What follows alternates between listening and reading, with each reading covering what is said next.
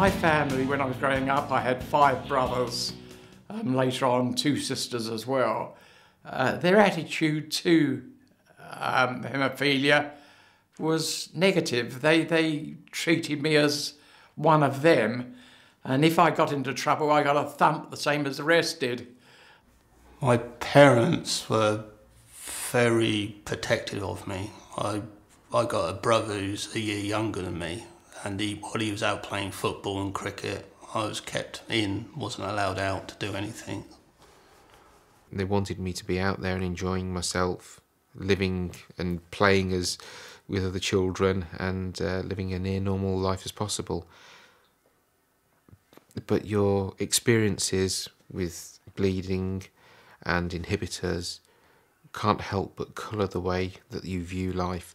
And because you're so acutely aware of the dangers involved, I think over time they became more and more protective.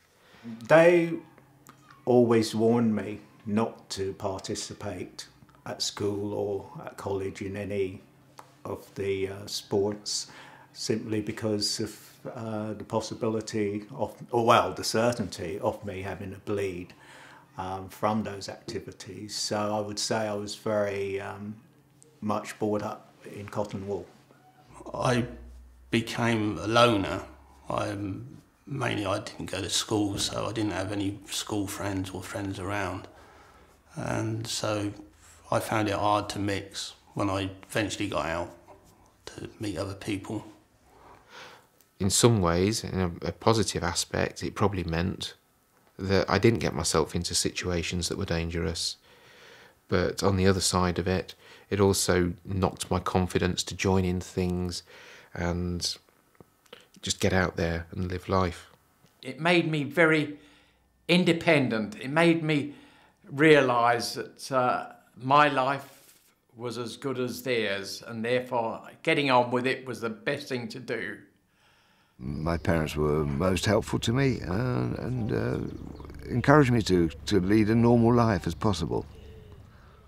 I've had a very active life, played lots of sport, probably too much sport. It affected my academic days. I've played football, cricket, done a bit of boxing, played a bit of golf, squash, badminton, most sports. Rugby I didn't get involved in. My exercise was living a life as normal as I could do. I didn't think of it as exercise, but now I look back through my life, I realise that the exercise was just carrying on and doing everything I possibly wanted to do. I used to go camping in Australia, and we used to go out in the bush and have a wonderful time, the kids and my wife. And when we came back to this country, we started camping again, but the weather was such that it was a bit restrictive. So we took up caravanning. We used to have a caravan mover, so I didn't strain myself trying to push the caravan onto a site or anything like this. I always look for the easy way out. There's always an easy way out. I enjoyed music, art, sports, tried to dabble in a bit of football when I could without the doctors or my mum knowing. Cycling. I liked outdoor activities and fresh air. When I was at Trelawney College, I used to play football, cricket, I used to go canoeing. I joined every activity that was going. When the children were young, I used to be able to play football with them and go on bicycle rides. But since then, it's really slowed down. So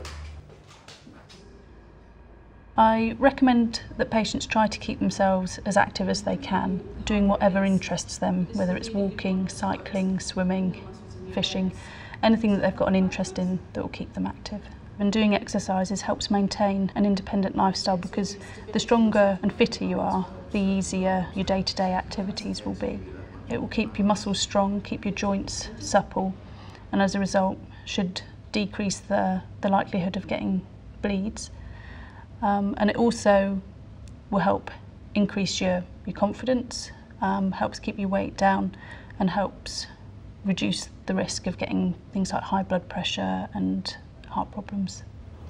I play golf, we have some land that needs attention, we have a dog that needs walking, and I refuse to slow down. I've never really been a gardener. When I was younger, I never touched the garden. But since I've retired, my wife thoroughly enjoyed gardening, and it's rubbed off on me, and I do enjoy gardening. Physical activity now is it's more like pipe dreams, really. It's something I'd like to be able to pursue, but it's something where there are very few physical activities that I actually can partake. I enjoy reading a lot, going to the cinema, but I guess if there's one thing that I've tried to maintain is walking. I tend to book trips to various towns in the United Kingdom, get the map out and take myself off a look around the many sites of that particular town or city. I enjoy Bath because a lot of it is around the main city centre flat, but it's built on 7 hills, so there are quite a few inclines that you have to attempt.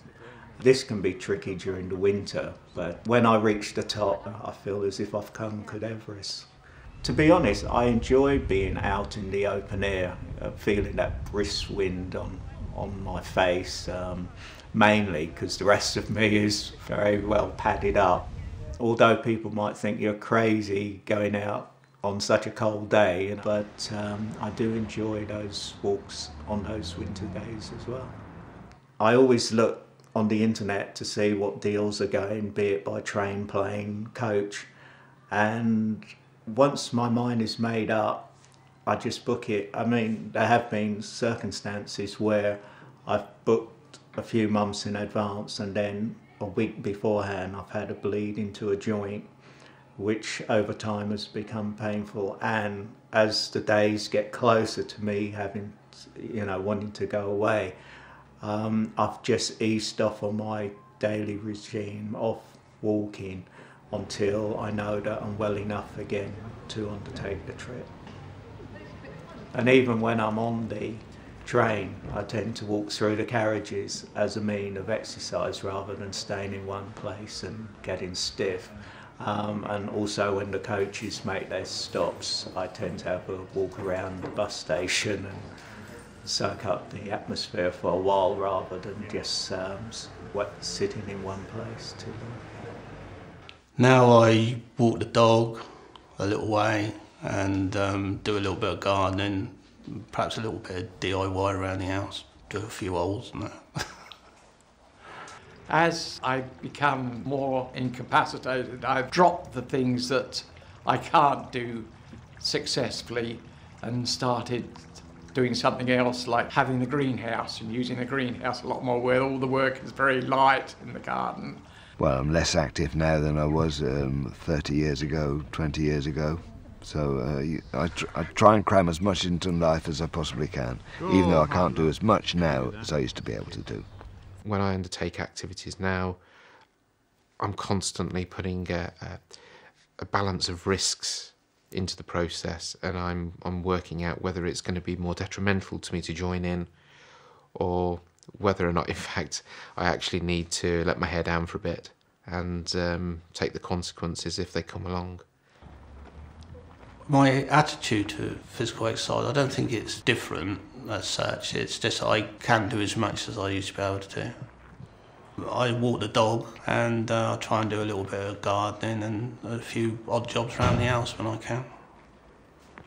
The problems that you might experience by not undertaking activities are that your muscles will get weaker, your joints can become a bit stiffer, and as a result you can become less mobile and less independent.